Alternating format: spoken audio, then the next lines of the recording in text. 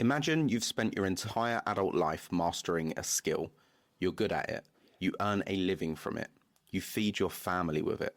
And then one day, a machine arrives that can do it faster, cheaper, and without getting tired. What do you do? That's not a question about the future. That exact situation has already played out twice in modern history, and both times it changed the world.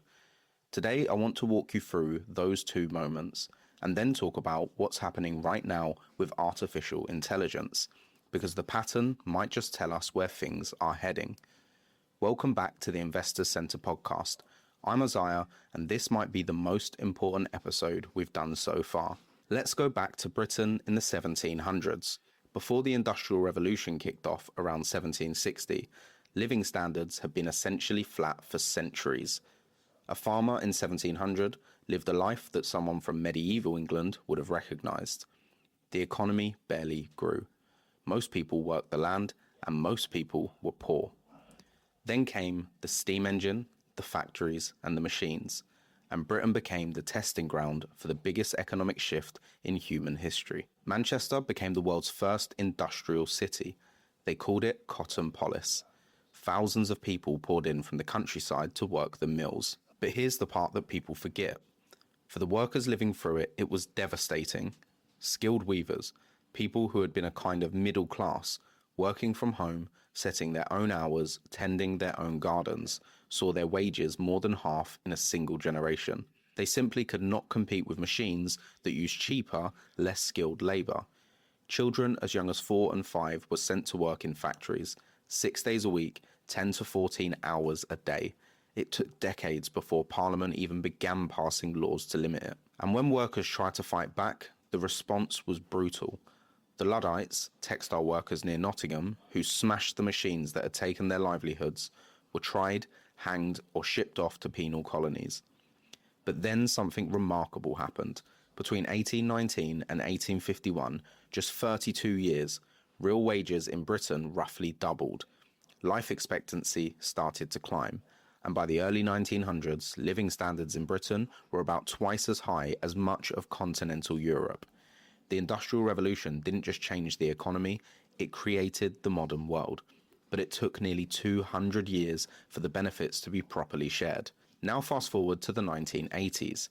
In 1980, a man called Clive Sinclair released the ZX80, the first computer ordinary people in Britain could actually afford for under £100.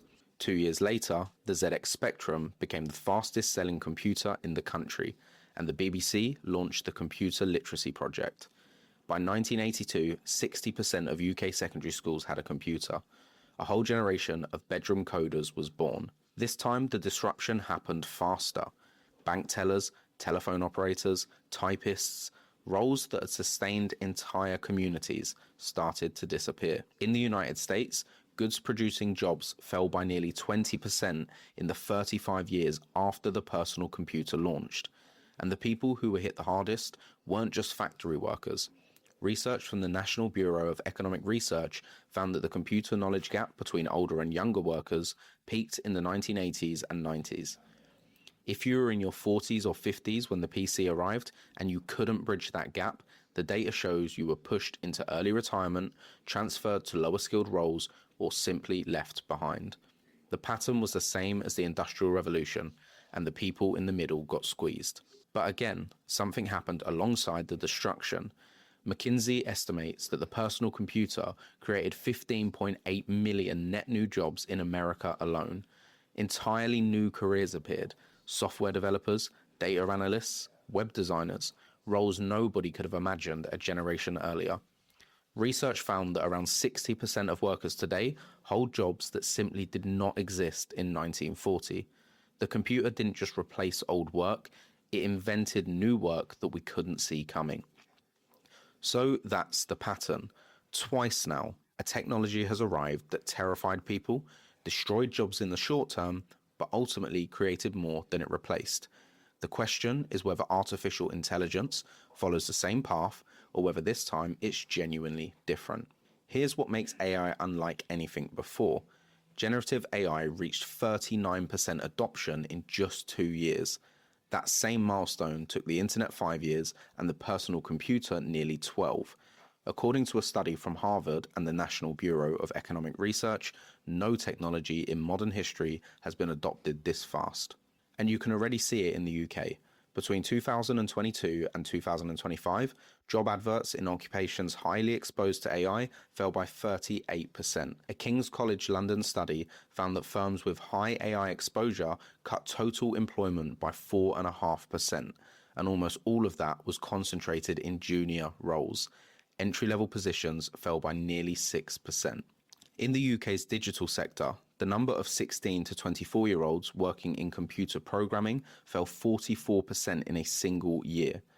Now, before you panic, the other side of the story matters just as much. The World Economic Forum's Future of Jobs report, based on data from over 1,000 companies across 55 countries, projects that by 2030, 170 million new jobs will be created globally, while 92 million will be displaced. That's a net gain of 78 million jobs. And here in the UK, the Institute for Public Policy Research modelled a best-case scenario where AI augments workers rather than replaces them. Zero net job losses and a £306 billion annual boost to GDP. There's even early evidence from the Organisation for Economic Cooperation and Development that AI might narrow the wage gap within professions, because the people who benefit most from AI tools tend to be the lower performers. AI is trained on best practice, so it lifts the floor rather than just raising the ceiling. And here's the thing that I think should give everyone some hope. The World Economic Forum also found that the fastest growing skills by 2030 are not just technical ones. Yes, AI and big data are at the top of the list, but right alongside them are creative thinking, leadership, resilience, and adaptability. In other words, the skills that make us human are becoming more valuable, not less. So here's what I keep coming back to. The Industrial Revolution took about 200 years before its benefits were properly felt by ordinary people. The Computer Revolution took roughly 35. AI has reached the same level of adoption in just 2. That speed is both the opportunity and the risk. If history is any guide, the technology itself will likely create more than it destroys. It always has. But the transition period, the bit where real people lose real jobs before the new ones appear, that's always been painful. And if this transition is happening faster than anything before, the question is whether we can adapt fast enough. I'm not going to sit here and tell you whether AI is a good or a bad thing. That's not my call to make. And honestly, I don't think anyone knows the answer yet. But what I will say is this. That person I asked you to imagine at the start of this episode, the one whose skill got replaced by a machine, that was a real person in 1810.